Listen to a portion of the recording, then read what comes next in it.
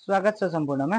Class 9 optional साइन्सको unit 2 मा रहेको प्रेसरको यो सेकेन्ड भिडियो ट्युटोरियल हो। अब यहाँ चाहिँ हामीले एकजना साइन्टिस्ट पास्कल भन्ने साइन्टिस्टले फ्रेन्च साइन्टिस्ट ब्लेज पास्कलले दिनुभएको एउटा लको बारेमा भन्दैछौँ।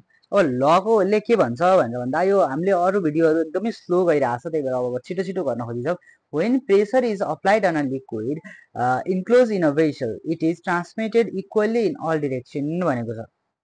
यता हेर है, जस्तो यहीँ फिगर छ, म फिगर पनि बनाउन आवश्यक देखिन। यदि तिमीले यो यसबाट प्रेसर यहाँ केही प्रेसर इन्सर्ट गर्यौ भने तिमीले यो प्रेसर इक्वली यता पनि चारैवटा डिरेक्सनमा, यहाँ तीनटा देखायो नि, यताबाट गर्ने भने त चारैतिर जान्छ नि त हैन। यताबाट बाहिरबाट यता 3D हुन्छ, यति मात्रै हुन्न, प्लेन मात्रै हुन्न हैन, जताततै जान्छ भन्ने कुरा हुन्छ, जताततै यसको प्रेसर जान्छ।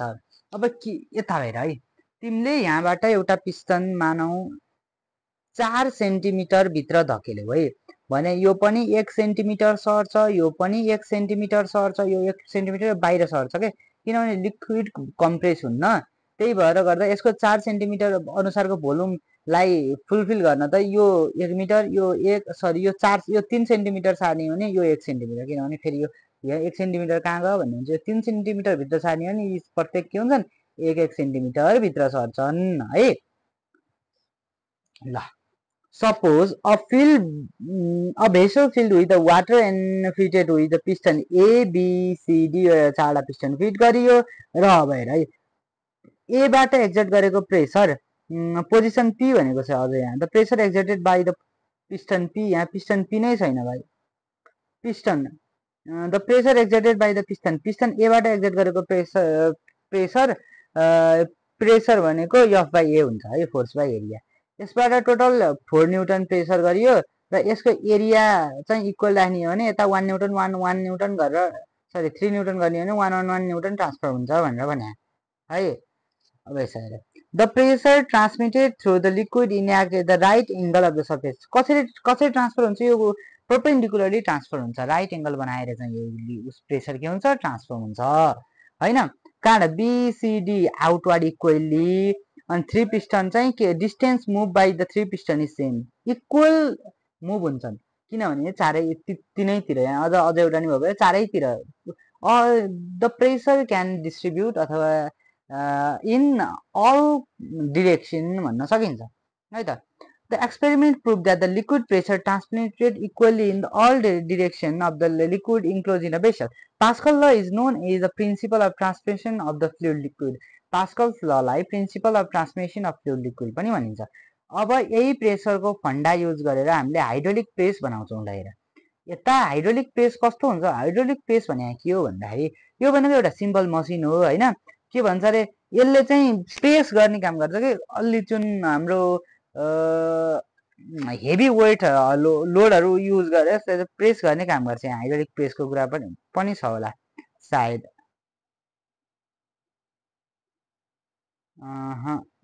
Okay, hydraulic press, hydraulic brake अनि त्यसपछि अरू यहाँ हामीसँग अरू उपलब्ध रहन्छ है। हामीसँग यहाँ दुईवटा मात्रै छ, यिनीको बारेमा भनिदिन्छु। अब यो हाइड्रोलिक प्रेस भनेको यो कस्तो हुन्छ भन्दाखेरि यताबाट तिमीले फोर्स लगाएर यताबाट पिस्टन उचाल्नु छ। ल हेर है, यताबाट तिमीले P1 फोर्स, यताबाट तिमी जति प्रेसर लगाउँछौ है, यता हेर है, रुक, तिमीले हेर कन्स्ट्रक्सन, पहिला हामीले कन्स्ट्रक्सन पढाउँ त्यसपछि वर्किङ प्रिन्सिपल पढाउँला है त। पहिला यो कसरी बनेको छ भन्ने कुरा बुझौँ। यहाँ हेर है, यहाँ हेर्दा चाहिँ तिमीले के देखिन्छ भन्दा यहाँ दुईवटा पिस्टन देखिन्छ। Here there is a 2 piston. Let the name of first piston is P1 and the name of another piston is P2. ठीक छ यहाँसम्म छ। When यहाँ चाहिँ where the P1 can take the pressure भन्न सकिन्छ, P1 बाट प्रेसर हाल्न सकिन्छ र यसको and the piston P1 is consists of the area C1 हैन, एरिया A1। पिस्टन P1 को एरिया A1 छ र पिस्टन P2 को एरिया A2 छ। देन हेर है, the cylinder C1 is of the small cross sectional area. यसको चाहिँ क्रस सेक्सनल एरिया स्मल छ भने यसको क्रस सेक्सनल एरिया बिग छ। क्रस सेक्सनल एरिया भने यो एरिया हैन, यिनीहरू दुईटा ट्युबबाट कनेक्ट छन् हैन। अब त्यसपछि यहाँ हेरौँ है, वर्किङ अफ हाइड्रोलिक प्रेस अरे हाइड्रोलिक प्रेसले कसरी काम गर्छ भन्ने कुरा बुझौँ। अब प्रेसर भनेको फोर्स बाई एरिया हेर है, दुवैतिर प्रेसर इक्वल हुन्छ, P1 is equal to P2 हुन्छ। यता हेर है तिमी, यी दुईवटामा प्रेसर के हुन्छ इक्वल हुन्छ हेर है। फोर्स बाई एरिया भनेको यताको फोर्स बाई एरिया हुन्छ, F1 A1 भनेको F2 A2 हुन्छ होला हेर है। अब यसमा लगाइने जुन फोर्स छ नि, हामीले फोर्स कति छ र यसको एरिया सानो हुन्छ, तर यसको एरिया चाहिँ ठुलो हुन्छ र यसको फोर्स के हुन्छ, यहाँ फोर्स F2 हुन्छ। अब हेरौँ है, ल हेर है, अब हेर दुवैतिर के इक्वल हुन्छ अरे प्रेसर, प्रेसर भनेको F1 by A1 F2 by A2। ल हेर है, यो एरिया सानो छ, यो एरिया के छ अरे सानो छ, स्मल छ, यो एरिया के छ स्मल छ, र यो A1 भन्ने चिज छ, यो A1 भन्ने जुन चिज छ र यो A1 भन्ने चिज एकदमै सानो भइसकेपछि यो फोर्स त यो फोर्स पनि हाम्रो के हुन्छ, यहाँ सानै फोर्स लाग्छ त्यो रेसियो मिलाउनको लागि हैन। सानो चिजले सानै चिजले डिभाइड गर्ने भने समथिङ रेसियो मिल्छ नि त हैन, त्यो समथिङ प्रेसर बन्छ। यताको पनि प्रेसर इक्वल गर्ने, यो त एकदमै ठुलो छ है। मानौ यसलाई यसमा चाहिँ हामीले 2 न्युटन चाहिँ फोर्स दिनुपर्छ भने यो अब working principle of hydraulic press भनेको छ है। The heavy load is lifted is place on the platform भनेर यहाँ कचाङ मचाङ यहाँ दाल तरकारी भइरहेको छ है। यसको जेनरली प्रिन्सिपल भनेको यही नै हो। ल हेर, यता चाहिँ एउटा पिस्टन छ, यता अर्को पिस्टन छ, F1 बाई A1 भनेको F2 बाई A2 हो। मैले अघि पनि यसको बारेमा क्लियर पारिसकेँ। अब यो प्रेसर अब स्ट्यान्डर्ड तरिकाले लेख्दा pressure on C1 is equal to pressure on C2, therefore pressure is also called force upon area F1 by A1 for piston A and F2 by A2 for piston 2, where the pressure is equal on the both piston, so the force that is present in that is applied on a first piston is less, but in the case of second piston, to balance the pressure, so the area is more, so it must be the force in the second piston is very high in comparison to first piston, so we can say that the hydraulic press increase the force.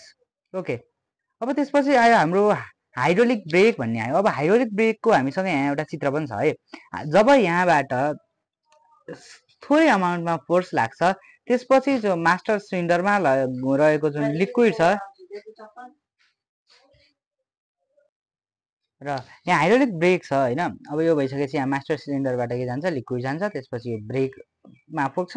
ब्रेकमा पुगेपछि जो पिस्टनमा जुन रहेको liquid छ, ल यता हेर है, म तिमीहरूलाई एउटा बल्ब देखाइदिन्छु।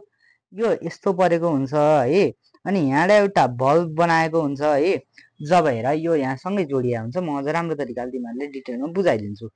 हजुर यसलाई चाहिँ डिलिट गरौँ। यो यस्तो एउटा सिलिन्डर अथवा पाइप एज्युम गर र यहाँ चाहिँ यत्रो प्रोजेक्सन आएको, यहाँबाट यस्तो अडाउन ठाउँ भएको विचार गर, तिमीहरूले सोच है। त्यसपछि यहाँ एउटा बल्ब हुन्छ, यहाँबाट एउटा गेट जस्तो हुन्छ, यो गेट है, यो यहाँ फ्लेक्सिबल गेट हुन्छ। अब यता हेर, तिमीले यदि यताबाट फोर्स लगायौ भने के हुन्छ थाहा छ?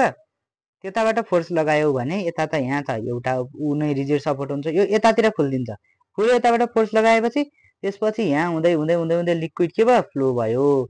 तर त्यो लिक्विड फ्लो भइसकेपछि अब यो यस्तो हुन्छ एकैछिनपछि, र अब तिमीले लिक्विडले यताबाट जति फोर्स लगाए पनि यो त यहीँ अडिएको हुन्छ। त्यही भएर यसले गर्दा यसलाई यता सर्न दिँदैन, जसले गर्दा यो युनि डाइरेक्सनल हुन्छ, एउटा डिरेक्सनमा मात्रै यसले के गर्छ, काम गर्छ। त्यस्तै मास्टर सिलिन्डरबाट लिक्विड आयो, लिक्विड आएपछि बल्ब बन्द भयो, त्यसपछि गएर जुन यो पिस्टन छ, यो पिस्टन चाहिँ टाढातिर धकेलियो है त। अब यहाँ चाहिँ के भनेको छ भने construction, it consists of pipeline containing liquid. One of it in a pipe is constructed with the well cylinder having two piston. दुईटा पिस्टन जोडिया हुन्छ। कस्तो हुन्छ भन्दाखेरि अझ मेनली त्यहाँ नदेखाइदिएको हुनाले म तिमीहरूलाई फेरि यहाँ देखाइदिएँ। माथिल्लो मेकानिजम त बुझ्यौ, तिमीहरूको यहाँ पाइप हुन्छ, अनि त्यसपछि यहाँ दुईटा पिस्टनलाई चाहिँ यहाँ जोडिया हुन्छ यसरी है। यो दुईटा के भयो, पिस्टन भयो। यो दुईटा पिस्टनबाट यसरी गएर हाम्रो यस्तो डिस्क ब्रेक चाहिँ यहाँ के भएको हुन्छ जोडिया हुन्छ। यो चाहिँ के हो डिस्क ब्रेकमा लाग्ने त घिर्सिने भाग। अनि हाम्रो टायर हुन्छ राउन्ड कलर, यो राउन्ड यहाँ बनाउन नमिलेर है यस्तो बनाएको। जब तिमी यहाँबाट लिक्विड हाल्छौ त्यसपछि के हुन्छ भन्दा यसले चाहिँ यो पिस्टन के गर्छ धकेल्छ। धकेल्दै धकेल्दै धकेल्दै धकेल्दै धकेलिसकेपछि यो जब यो टायर र यो चाहिँ जुन ब्रेक छ नि यो टायरको यस्तोमा गएर अट्याच हुन्छ। यता पनि यो टायरसँग गएर अट्याच हुन्छ। त्यसपछि यहाँ के प्रोड्युस हुन्छ फ्रिक्सनल फोर्स प्रोड्युस हुन्छ। यहाँ फ्रिक्सनल फोर्स प्रोड्युस हुन्छ, यहाँ पनि फ्रिक्सनल फोर्स प्रोड्युस हुन्छ।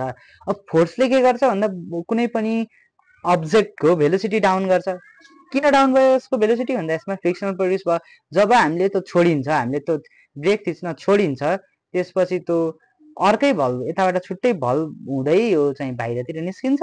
अनि त्यसपछि यो चाहिँ हाम्रो ओरिजिनल पोजिसनमा आउँछ अनि फेरि गाडी हिँड्छ है। यसरी हाम्रो चाहिँ के हुन्छ भन्दा हाइड्रोलिक के थियो हाइड्रोलिक ब्रेकले काम गर्छ है त। अब यहाँ के भन्छ two piston attach in the brake shoe, यसलाई ब्रेक सु भन्छ होइन। In the area of cross sectional of the wheel cylinder is greater than the area of the section of master cylinder. Master सिलिन्डरको area of section भनेको जुन wheel सिलिन्डरको cross section भन्दा चाहिँ बढी हुन्छ when pressure is applied on a brake pedal the liquid of the master cylinder is under pressure. त्यो चाहिँ सिलिन्डरको अन्डर प्रेसर हुन्छ। त्यो लिक्विड चाहिँ फेरि मास्टर सिलिन्डरबाट आउँछ है।